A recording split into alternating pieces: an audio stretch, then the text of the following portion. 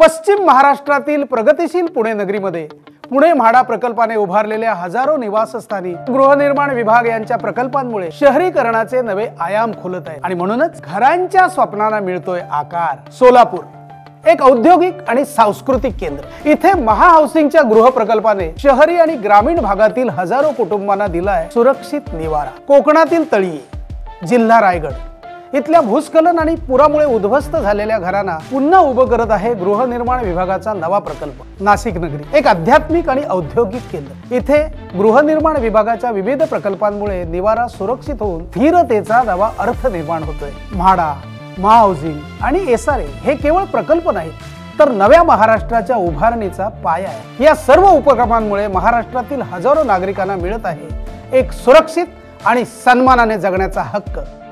गृहनिर्माण विभाग म्हणजेच हक्काचं घर।